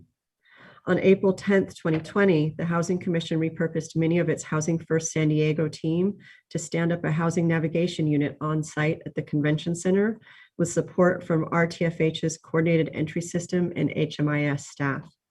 The housing navigation team worked collaboratively with partners across our homeless response and housing system, focused on identifying housing options and supporting housing placements for individuals residing at the convention center and in the city's interim shelters that remained open at half capacity. To date, over 1,400 people have moved into permanent or longer-term housing. And SDHC's Housing First San Diego team continues to work with over 300 individuals currently matched to coordinated entry system resources.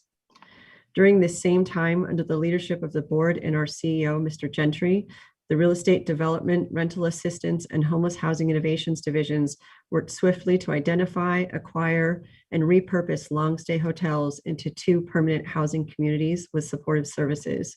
Those 332 units are now at over 95% occupancy and were a critical resource contributing to the over 1,400 persons that have been housed to date. The Operation Shelter to Home initiative came to a close last week. Sorry, I get a little emotional every time I say that. Came to a close last week, and our existing shelter system has been reactivated as Father Joe's Bridge Shelter at the Golden Hall facility and the Alpha Bridge shelters have been reopened. Over the previous months, in alignment with county guidance, the City of San Diego, SDHC, and provider staff worked diligently to create sites that were configured to mitigate COVID-19 and to create operational practices that mirror the successful approaches that mitigated infection in the convention center. City, SDHC, and county staff will continue to support COVID-19 mitigation through routine health and safety monitoring with an existing joint hazard assessment team that will visit all sites on a regular rotation. In addition, County Public Health and City Emergency Services Division staff will continue to partner to conduct COVID-19 testing and vaccination events at the city's shelters.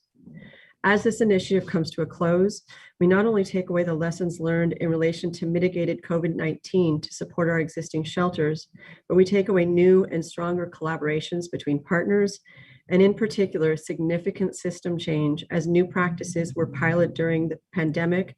Deep data analysis was conducted in a new and more comprehensive way, and we have included changing our streamlining our coordinated entry system process, centralizing shelter intake process to be more client-focused and more accessible to those in need, creating housing-focused outreach and shelter practices, and coordinating system navigation and monitoring in a comprehensive way to truly integrate and scale a homeless crisis response system for the City of San Diego. I'm happy to answer any questions. Commissioners, if there's any questions or comments, but I think we would be absolutely an embarrassment to ourselves if we didn't open up any questions or comments with a quick applause for what Lisa has been able to do. I mean, during a time when I think everybody's legs were cut out from them by this tragedy, Lisa answered that call so quickly with such expertise and, you know, created a model program under fire of a worldwide pandemic. And, you know, it was easy to not think about it because she did such an excellent job.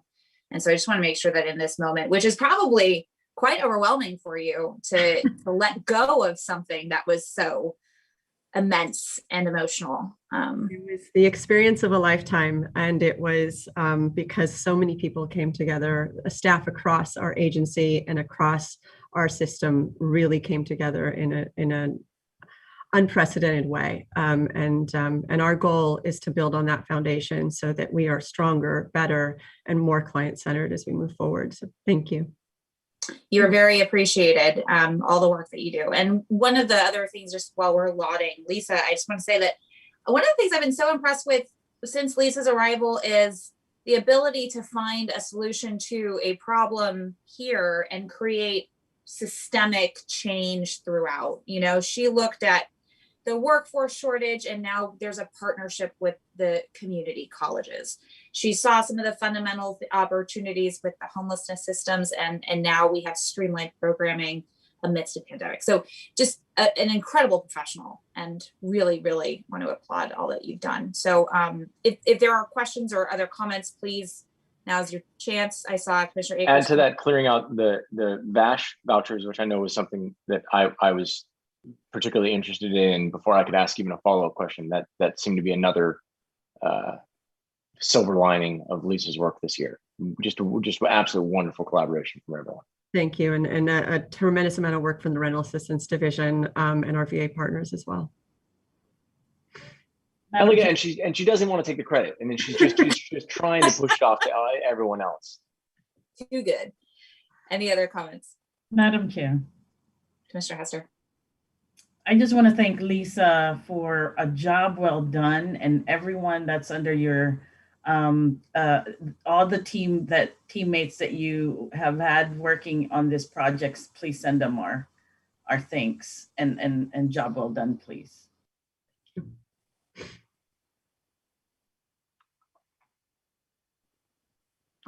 Lisa, obviously, I've spent a lot of time talking to you about this, and it was sad to see it close, but job well done. I think people, I was talking to people this week and last week who said this was the greatest example of what collaboration and cooperation can create. And I will remember when at the start of the pandemic, Dan Shea and Peter said, how are we going to protect people who are homeless? And boy, the collaboration and the cooperation. I was actually talking with Deacon Jim yesterday. It was fantastic. And it is sad to see it close, but a great example of what we can do when we really, when we have a dedicated team of professionals like you and others overseeing something, and we just, and the will to say, we have to make this work. We have no other option. So thank you very much. Thank you. And an opportunity to hold ourselves accountable and each other accountable as we move forward, right? Because now we know what we can do when we come together and we choose to partner and we choose to face really challenging hurdles. So so there's a lot to hold ourselves to and our region to as we move forward. I agree. Well said. Madam Chair, to your point earlier, in terms of what Lisa has been able to do and her team connecting the problem with certain solutions, I think, to Commissioner Mitchell's point earlier about transparency and all that we can talk about some of the things we need to enlighten or highlight rather some of these things that was really well done in this project to the public. If I could, Madam Chair, absolutely true. And I think this arena is much like the one we spoke about a little bit ago on housing finance versus production.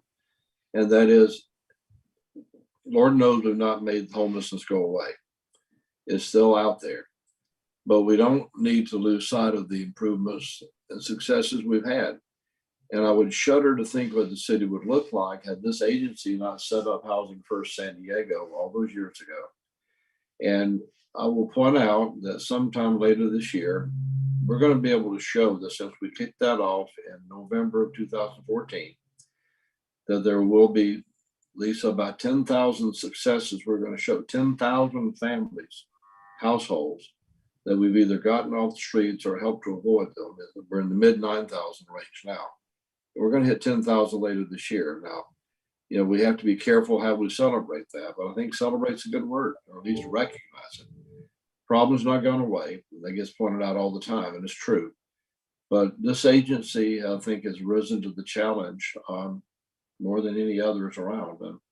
And this board should feel very pleased, I think, about what's been able to be accomplished since then, including the Operation Shelter to Home, which has been a rousing success under Lisa's leadership. Most definitely. Thank you. Definitely want to, commissioners, if thinking of how best to communicate those successes amidst such a tragic year, I think we would all welcome any sort of ideas and thinking about the different networks and platforms that you have. So please make sure you're communicating that back to leadership. Rick, does that conclude your report? No, ma'am, I've got 4 other very, very brief things, if you could bear with me, please. Just some to recognize some things that have happened and one that's about to.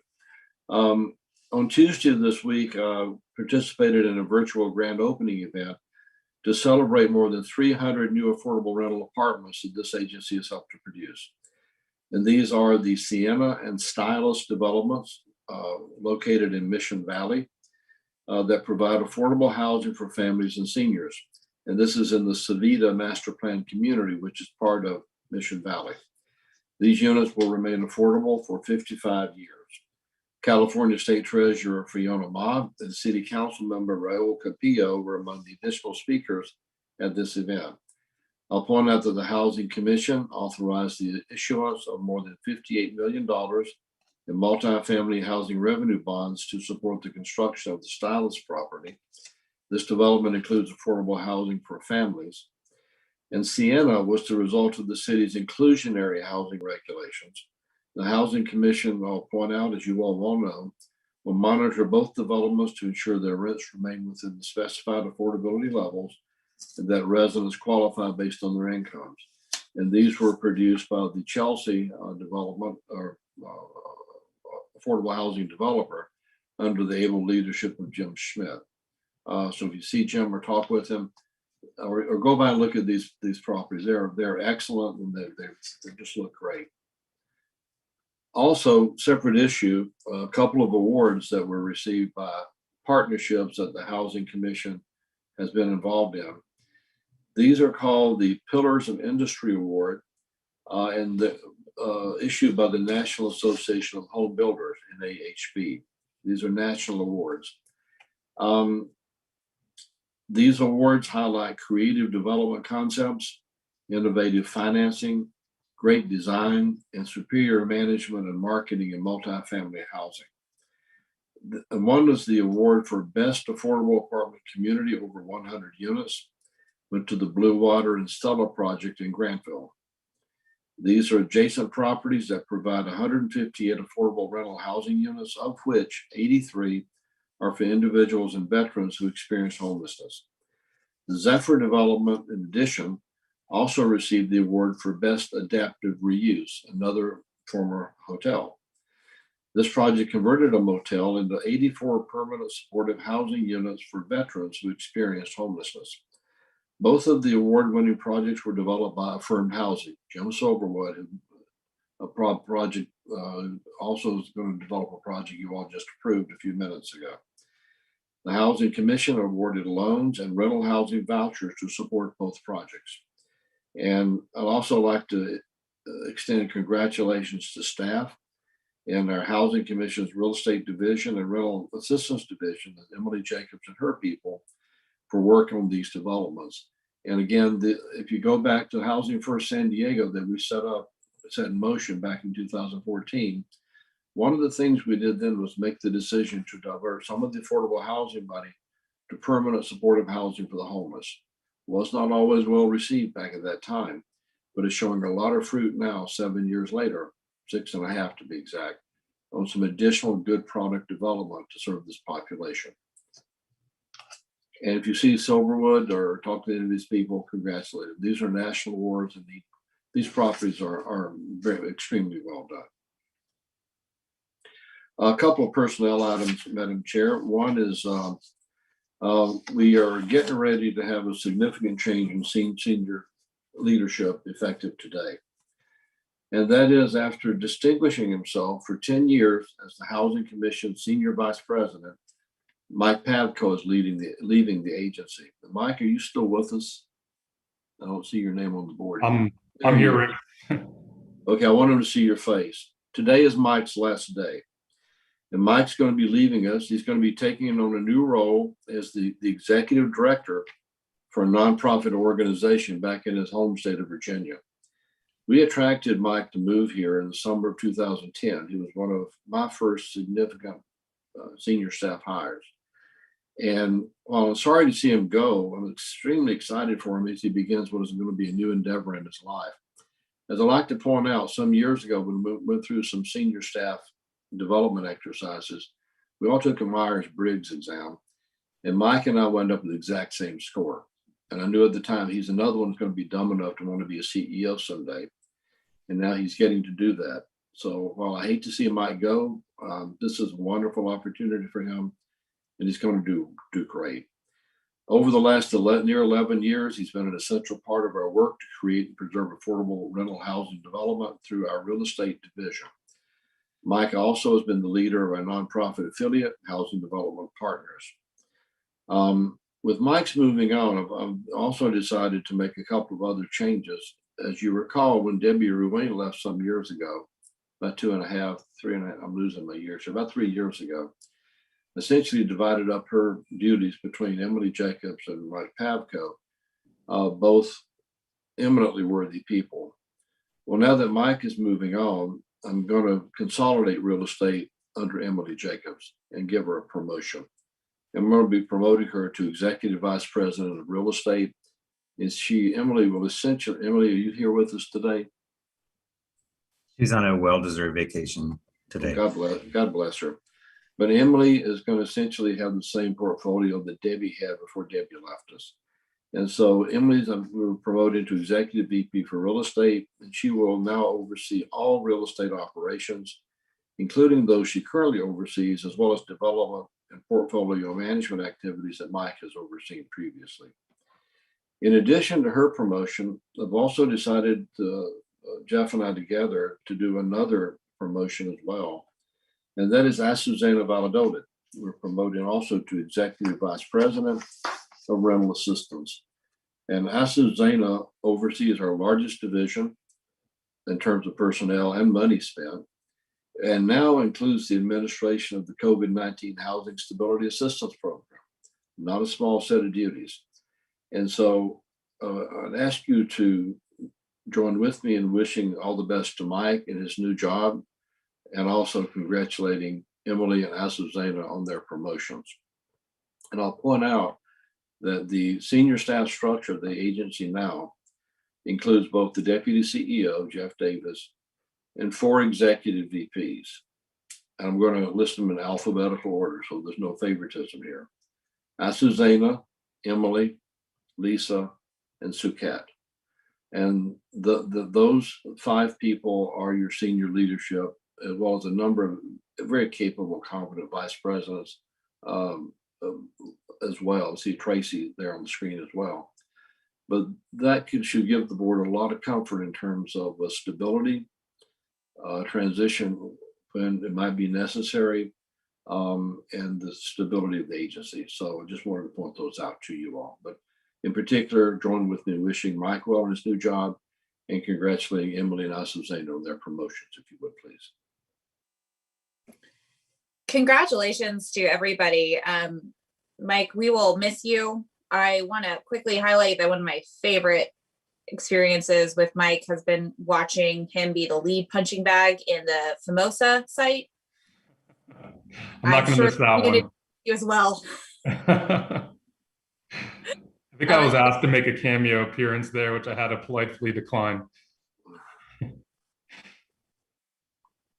Mike will do well, and he's going to be working back home. That's not a bad thing. Congrats to you, Mike. We're going to miss you. Thank you. Thanks, everyone. One other 30-second, very brief announcement to you all, and that is your CEO has got some surgery scheduled on April the 15th.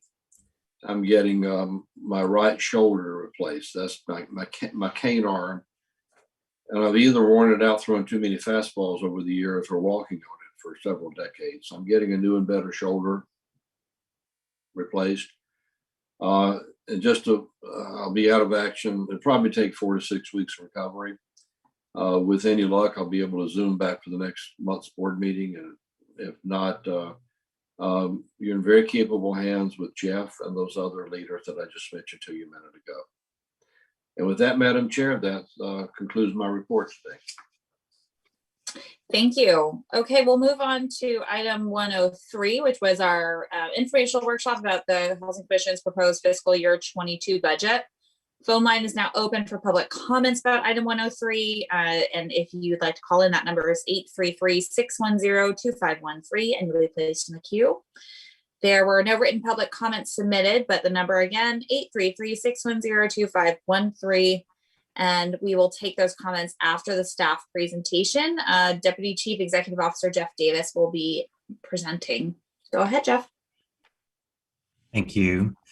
Good morning again, commissioners. I'm Jeff Davis, Deputy Chief Executive Officer, and with me are Suket Dayal, Executive Vice President of Business Administration, and Tracy McDermott, our CFO. Slide 2, please. This morning, I will start by providing a brief overview of some of the major highlights of our proposed fiscal year 2022 budget. Suket will then present our objectives and deliverables, and Tracy will walk you through the sources and uses of funds in detail. Next slide. Next slide. This year, we are proposing a budget of $571 million. The budget we are presenting to you today is based upon conservative estimates and continues to advance our programs that have such a positive impact on the lives of San Diegans who have lower incomes or who experience homelessness. This budget reflects an increase of approximately $45 million from the fiscal year 2021 approved budget. And this is largely because of federal, state, and city funds committed to continuing programs to respond to the effects of the COVID-19 pandemic. We anticipate needing to amend the budget during the upcoming fiscal year as additional federal, state, and local resources are considered, approved, and allocated. These may include emergency rental housing vouchers, additional state home key program funds, and more funding for rent relief programs. Next slide. Our fiscal year 2022 budget reflects the continuation of programs to assist those in need due to the financial impact of the COVID-19 pandemic. The Housing Commission has received $92 million for the Housing Stability Assistance Program. This program is to assist renters with low income in the city of San Diego who experience financial hardship due to the pandemic. These funds will be expended partially in the current fiscal year, and we anticipate continuing to expend them into fiscal year 2022. So we have included a portion of these funds in our proposed budget. We are also anticipating additional funding from the Federal American Rescue Plan Act adopted in March. Next slide. This budget also reflects a continuing commitment of the Housing Commission to its leadership role in programs to address homelessness. As this slide shows, our budget for homelessness programs increased from fiscal year 2018 through fiscal year 2021. In the proposed budget for fiscal year 2022, expenditures on homelessness programs will continue to exceed $100 million. As you're aware, redirecting funds to address homelessness affects other Housing Commission programs. It's one of the many factors that influence the funding available to invest in the creation of affordable housing. Next slide. The budget we are presenting will enable the Housing Commission to continue to help approximately 15,500 low-income households pay their rent, provide opportunity for these households to become more financially self-reliant through our Achievement Academy, renovate, rehabilitate, and manage our growing number of affordable rental housing units, acquire a property for affordable housing, and administer programs that address the homelessness crisis in our city. Suket will now share the objectives and deliverables. Next slide, please. And the next. Thanks. As Jeff mentioned, our federal funding will allow us to provide rental assistance to over 15,000 families through our regular vouchers, special purpose vouchers, and boutique programs. Let me give some examples. Special purpose vouchers, like our mainstream vouchers, are aimed at assisting non-elderly persons with disabilities. Another example of a special purpose voucher, as Commissioner Akers identified today, is VASH, or our Veterans Affair for Supportive Housing. It's a program that combines a HUD housing choice voucher, rental assistance, along with case management and clinical services provided by the Department of VA to assist our veterans. Boutique programs are like our Monarch School Project or our Guardian Scholars Program, where we partner with a provider to provide a holistic solution that combines housing and services. The budget also includes continued support for our landlord partnership program that includes features like a landlord assurance funds and leasing incentive payments for landlords leasing to housing choice voucher families within the San Diego jurisdiction. Next slide, please.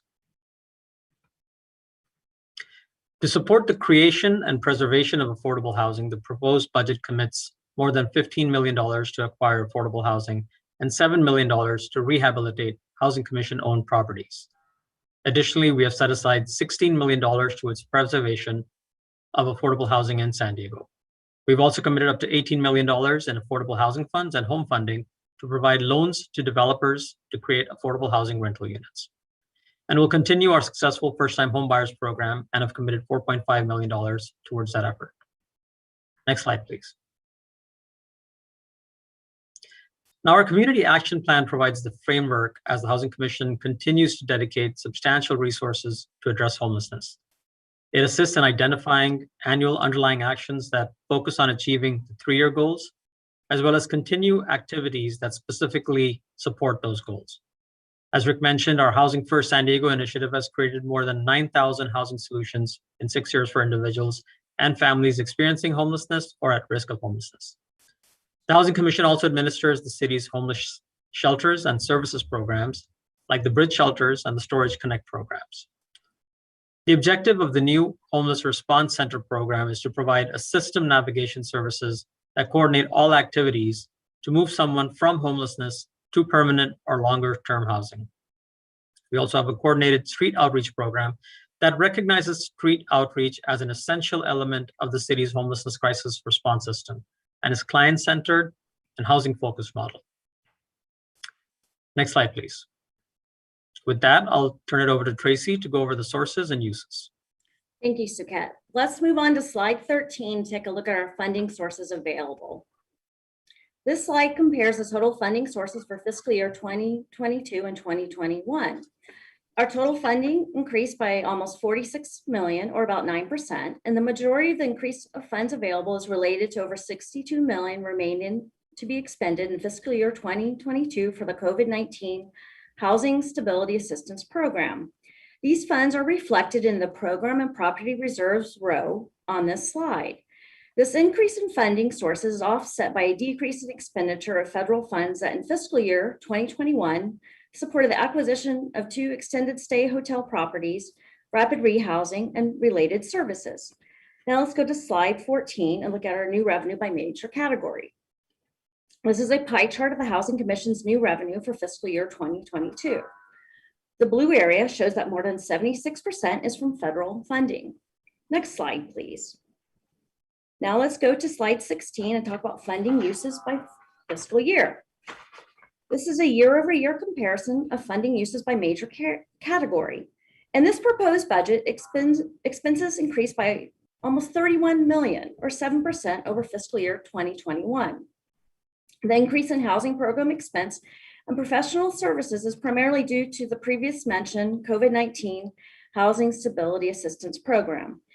And in addition, the Housing Commission's property expenses increased by 2 million and debt service by 2.5 million. And these increases are the result of the purchase of the extended stay properties in Kearny Mesa and Hotel Circle, and as well as the acquisition of Hillcrest Inn in fiscal year 2021. The former extended stay hotel properties now provide 332 affordable rental housing units with supportive services for individuals who experienced homelessness during the pandemic. And Hillcrest Inn provides 45 affordable rental housing units for a mix of incomes from individuals who experience homelessness to middle income households. Now let's go to the next slide, 17, for funding uses by fiscal division. And this pie chart depicts total funding uses, not including our reserves by major division. As you can see, 64% are in the rental assistance division, as shown in the blue area in this chart. Now let's go to slide 18 and look at staffing by division. We've added staff for the Homelessness Response Center. And in addition, we have created a new compliance and equity assurance department within operations and support division and repurposed staff to increase our focus in this area. Now let's go to slide 19 and look at our total homelessness expenditure in the past 5 years. So as the city has turned to the Housing Commission to help address homelessness in recent years, our expenditures for homelessness programs have increased steadily. And this chart illustrates the Housing Commission's continued investment toward addressing homelessness. Now let's go to the next slide, please. The fiscal year 2022 budget will support housing Commission's homelessness programs, as well as the agency's administration of the city programs. The Housing Commission's budget expenditures by the major homelessness programs in fiscal year 2022 will be more than $115 million. Now let's slide 21. At this board's next meeting, scheduled for Thursday, May 6th, we'll be recommending your approval of the fiscal year 2022 budget in the amount of $571 million. Now, the budget will be adjusted as needed as additional information becomes available about the American Rescue Plan Act of 2021 and other opportunities for the Housing Commission to further assist families with low income. Slide 22. This concludes our presentation, and we are available to answer any questions you may have. Thank you. Thank you. Remember, everybody, this is an informational item. No action is needed. Do we have any callers? No, we did not receive any callers for this item. Thank you.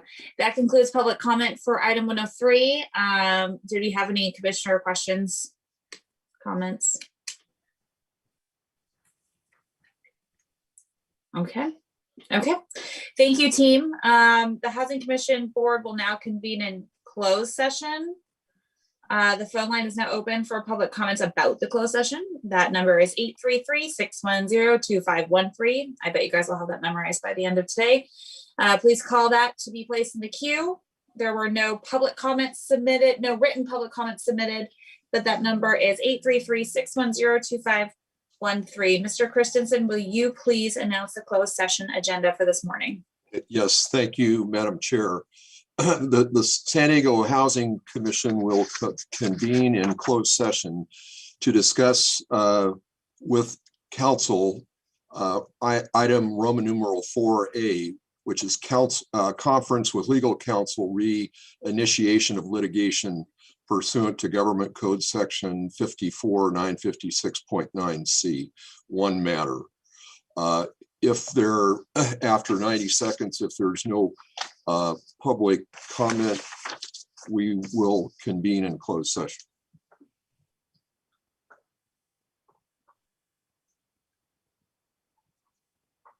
Scott, was there any public comment or any callers? We have about 25 seconds left, but no callers at this point. No. Great, thank you.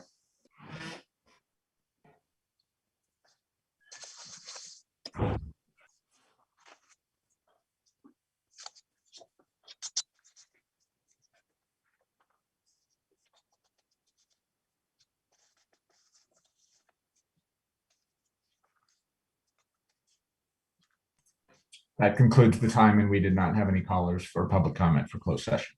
The commission will now convene in closed session.